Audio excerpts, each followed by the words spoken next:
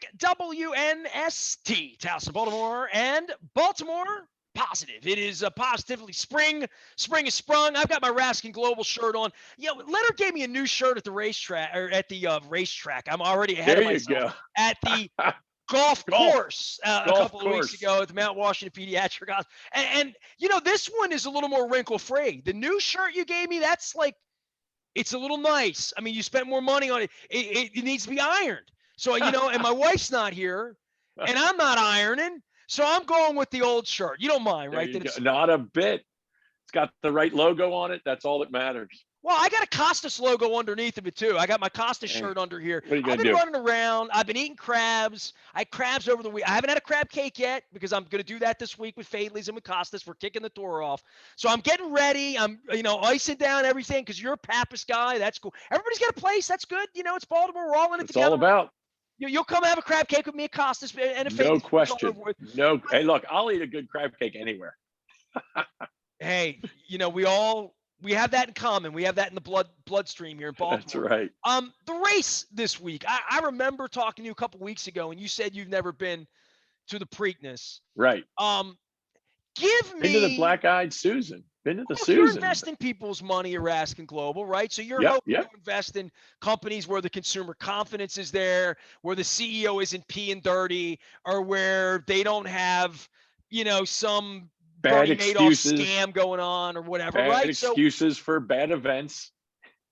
You think back in the day. Here's a story for you. Think back in the day. Remember, this is taking us back to when we were young kids, the Tylenol stuff. There was that big scare about the Tylenol was poisoned. Do you remember that? I do remember that. A guy poisoned a couple bottles. That's what got us all the foil lids and the super wrapping of drug medicine, everything, because they took every bottle off the shelf. They went in public and they said, "We're sorry, we don't know what happened. We're going to fix this." They went to crisis communications 101. They handled it beautifully. They didn't blame anybody. They just said, "We're going to deal with it." I don't know what's going on here. I don't know if we rubbed the horse with the wrong Bengay, or if we put the wrong stuff on his legs. I don't know. It's all a little freaky to me. Leonard, you're a baseball guy. I'm a baseball guy, right? So back in the 90s, this is my 30th anniversary, hence 30 crab cakes in 30 days in August, right? So I go back a long way with this, right? So I remember back in the 90s, 98, 99, after Andros Steen Dione, I was nationally syndicated. So I took calls from everywhere. This isn't a Baltimore thing or an Oriole thing. I was on in 50 states, red, blue, black, white, east, west, baseball, football, the whole deal. No one in the beginning, they would say, well, sure, Brady Anderson gained 30 pounds, but, he was drinking milkshakes and, he was carb loading, eating a lot of pasta or whatever, 50 right? home runs in a career. So, but fans had a very hard time. Yeah. Trying to say, all right, he sticks a needle in himself and that helps him hit home runs, like finding the benefit of it, because every guy who was steroided, Jose Canseco would sit there and Mark McGuire as they pointed fingers and vilified Tom Boswell and Tom Verducci for writing The Truth, by the way. Yep. They would sit there and say, you see these muscles? That doesn't mean I can hit a baseball. Hulk Hogan can't hit a baseball. No, it means if you have that, you hit it further if you have the ability to hit it. And it didn't give them the ability to hit the baseball, but it was this stupid argument that I would have with sports fans would say, Wayne Nasty, he didn't hit that one. It's 71 home runs. It's not normal. There's nothing normal about it. And I think over time, for all of us with baseball, we saw guys' foreheads explode. We saw the home runs, Chick dig the long ball. And then we find out 6, 7, 8 years later, Mitchell report, they were all sticking themselves with needles. They all had drug dealers, all of that. And I guess if you bet on baseball back then, whatever, shame on you, but it wasn't set up to bet on. Horse racing, the whole thing is set up as an inducement to make money, wager, make an investment, as you would say, right? Different game all the way around, but even less understood by you or me or anyone about I don't understand any more about this than I do about how my wife is alive with DNA from another human. Like, I Yeah. don't really understand it. So I can't judge it in that way. But that's probably their real problem, is like consumer confidence as to what this drug is or what Bengay, like what you said. Like, if I don't understand that, how do I bet on it? How do I put my money on it? Well, if they're letting them run, you got to pick the horse, the horse you love. Some people, the novice, not the professionals, right? But the novice better, they're looking at the color of the silks. They like the jockey's name. They're not going to bet against Baffert. I like a gray horse. You like a black horse. We like a brown horse. I'm a chestnut, just so you know. I love a jet black thoroughbred running down the track. There's nothing finer. So, this winner is, I think he's a black horse. That's how I picked him in the Derby. I said that's the winner right there. So you picked the color of the horse, not the color of the silk or the. I'm all about the black. The black horse is my go-to first. If they're 200 to 1, I'm probably laying away. But I'm not betting. I'm just I'm throwing fake chips on the table. I'm not a gambling guy. I work too hard for my money to lose. I went to casino night with you with the fake money down at the fake money. I'm all about it. I'm all about the fake money. I'll bet it all. I'll bet thousands of fake money, but I don't bet more than $5 or $10 on the real money. So I'll put $2 down and hope to win. But the whole business is built on confidence, right? And I guess that absolutely plays into what you do for a living. Absolutely. Businesses are trying to instill confidence for investment, right? That it's an evil root that eats at the foundation of the integrity of it. Yeah, well, you look at Enron. Enron was a phenomenal company, huge company, and right days before they went bust, their CEO and CFO, they were out touting how great the company was, how good the stock was. There were no problems, and they knew they were rotten. They knew to their core that they were cheating, stealing, lying. That was going on. So in some places that's the case. In a lot of cases, the CEO may not know. I mean, there's a lot of going on in a corporation, and they just may not know what's going on. But you would hope that of all the people, the CEO would know more about the company than anybody else, and they would have that information to say, something's going on here. And in this case, is it the owner when it comes to a horse? Is it the trainer? Is it the jockey? I would guess it's the trainer. I don't know what the owner knows or doesn't know, but certainly the stewards found out. And it's kind of weird to me. It's like, wasn't last year's Derby the one that they disqualified the horse? Or yes. Was that 2 years? That was last year, right?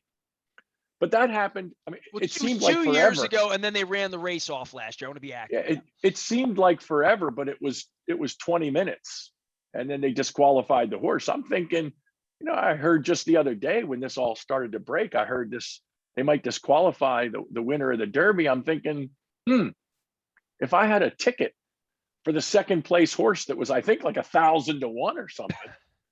I might want to cash that ticket. I might be really unhappy if I had that ticket and they take this win away.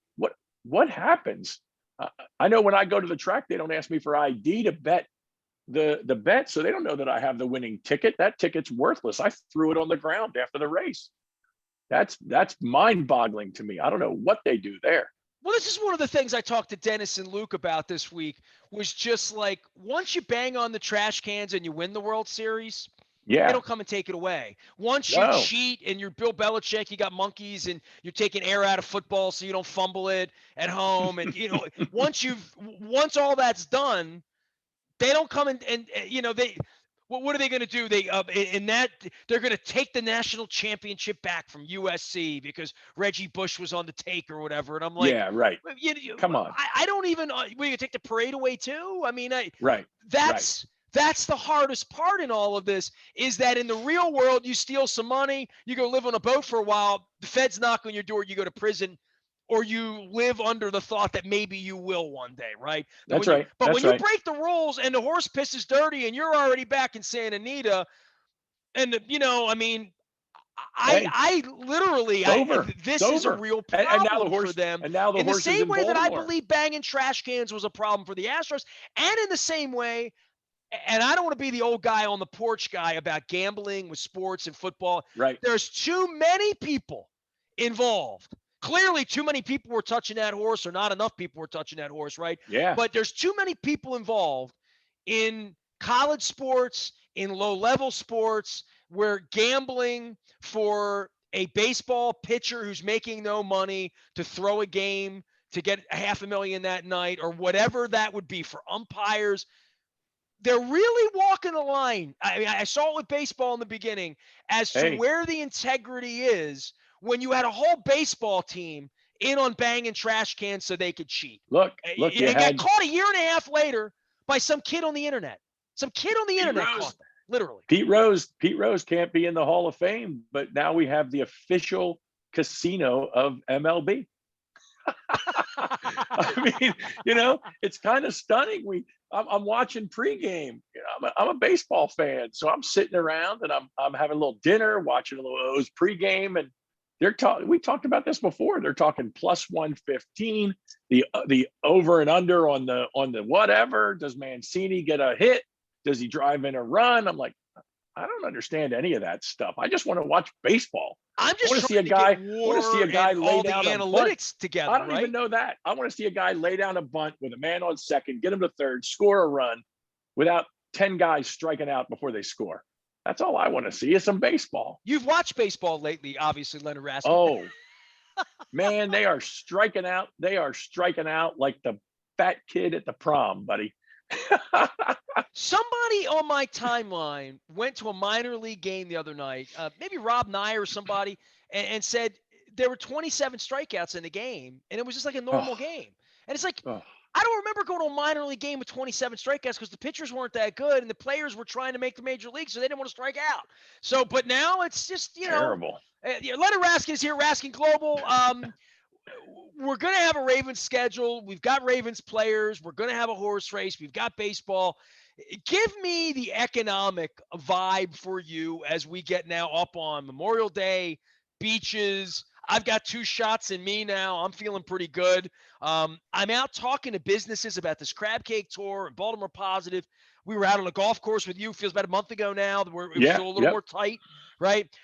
I feel like this thing's really loosening up, and whether it's jobs, money, building, whatever, if we can avoid war, tragedy, whatever's going on over in Israel right now, like, gas prices, like all of this happening, we're into a space right now where it feels like good things are happening for a lot of people I know, at least. In maybe not even just financially, but just spiritually. I think we've all been in a dark place and we're coming into a better place. Yeah, I think you're right. I think people are looking forward to whatever this normal is. Some people hate the word new normal. Some people want to go back to the old normal. But the fact is, something's happening. People are getting anxious. They're ready to get out. Let's face it. It's been over a year, man. It was 2 weeks to stop the spread, to slow the curve. And it's now been, 14, 15 months we're going on. And I think people want to get out. They want to spend money.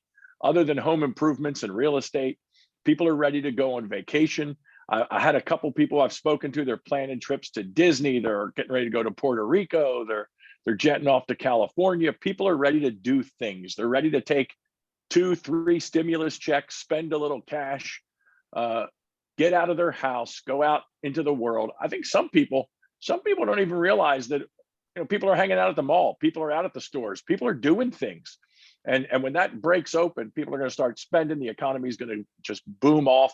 And now what we got to do is get people back to work. Well, you're there creating the American dream for folks. Raskin Global, RaskinGlobal.com. It's what Leonard does. He's here locally. And, obviously for people getting into summer and spending money and saving money, if you've invested, you probably have more money now than you did a year ago, right? Like literally, there's no doubt. If it's been quiet and you have done anything in the market, you can say, well, I didn't spend any money the last year because there was nothing to buy. And I look up and whatever you had, the nest egg, because of it's been better. If you invested that money just in the S&P 500 in the last 12 months, you're up almost 70%. If you invested it in small company stocks, you're up over 100%. Think about it. You took that stimulus check, you put it in the market into an S&P 500 fund, didn't think about Bitcoin, didn't think about Facebook, aren't choosing picking stocks, gambling with your money. Just put it in an index fund, double your money. You take that $1,200, it's $2,400. You didn't go anywhere. You didn't spend any money. Yeah, price of gas is going up a little bit right now. We'll see what happens. Hopefully things quiet down both in Israel and on this pipeline mess. But yeah, people are ready to spend that money. And if you've put it away and stayed disciplined to your plan, had a good plan, invested well, rebalanced, didn't get out of the market last year, but stayed in, you've done very, very well for your future. How are you going to handle all this Caps drama here coming up? Give me a little. You're a Caps guy, big time. Yeah, absolutely. Stanley Cup playoffs start weekend.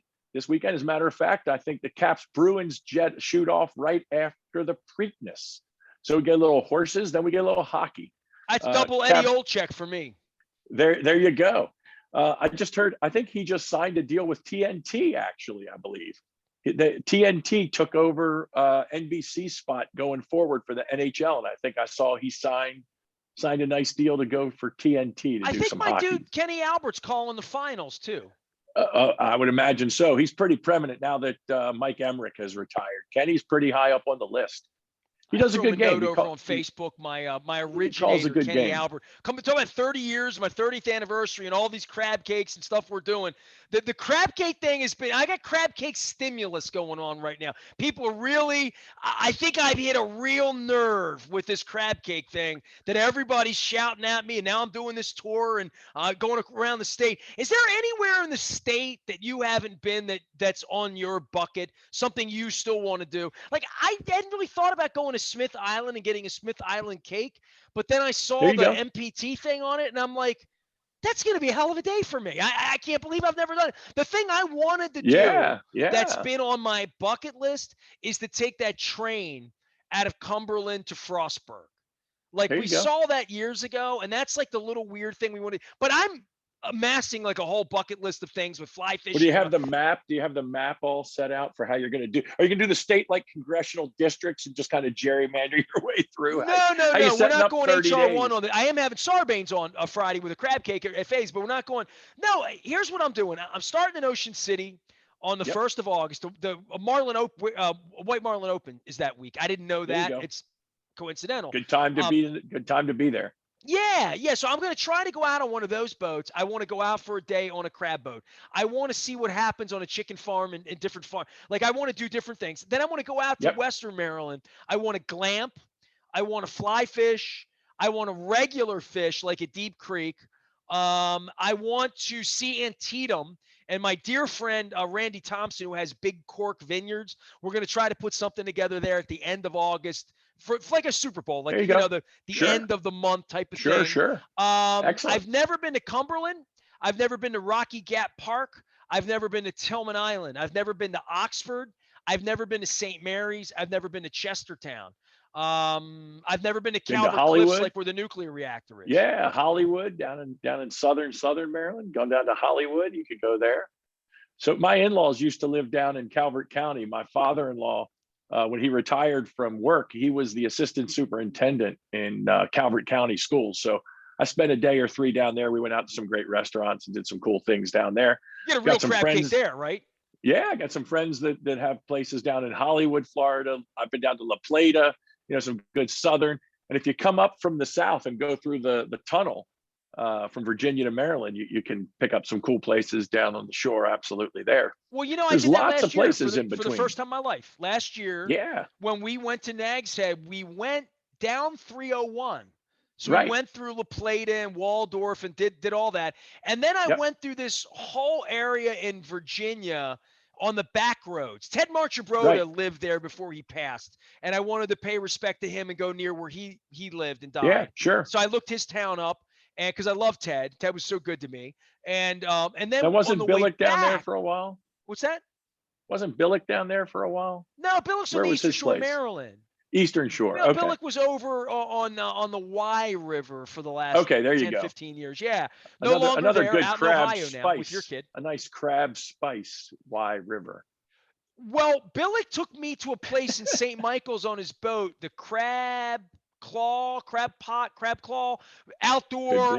I mean, I did that probably 15, Coach was still he was still the coach of the team then. So yeah, but great either places, way, man. so in doing all of these like travels and travails and doing different stuff, I'm gonna like pick up people. We're gonna be doing conversation. We're gonna be doing Baltimore Positive content. We're gonna be doing pictures. So crab cakes and doing it. But I came back from Nags Head through the tunnel bridge that my wife didn't even know it existed. I said it's a tunnel bridge. She's like, what? You're making that up. I'm like, no. You can Google it. It's real. And it's like $20. I mean, it's a lot of money to cross. But the Virginia side, like below Chickatink, that whole road up, it was amazing, Leonard. There was the train track that was built 200 years ago is still there. And it runs straight up that whole little strip. I think it's like 13 or whatever it's called there. And I had done that for the first time in my life. And I'm like, this is really cool. It's like a lot of oyster towns and stuff. Yeah. And I'm like, man, I could come over here and hang out. Well, there's, this state, it's like mini America, man. You got the mountains, you got the water, you got the beach, you got everything here in what, 5-6 hours from point to point. You can see it all. Well, do some whitewater rafting. 327 miles. There you go. From Ocean City to west of Oakland, whatever that town is. Is it? Yeah, Accident? it's called West Virginia, I believe. No, it's it's called Morgantown. Right. Leonard Raskin is here. Drove through there to take the boy to Columbus. Hey, at some point, maybe you can meet me out at Wisp because you're driving him the last week of August out that way or something. That's I don't know. Going out Leonard on the Raskin's 14th. here, Raskin Global. I'm wearing the shirt. We're having some fun. He's getting ready for hockey, baseball, football, the Vegas trip, all of that. I hope we have a good weekend here with Preakness. I mean, it's good for the city when it goes well. Someone pointed out that with all this anarchy and problems that it will spike ratings. More people will be focused on Baltimore than if Bob Baffert's horse didn't pee dirty. And I think the other thing that's kind of cool is this will be the last. I think this is going to be the last Preakness at Old Hilltop, right? They're tearing it down right after the race. Well, no, they're tearing it down and rebuilding the whole thing right after the race. They start. All of that. I had Bill Cole on this week.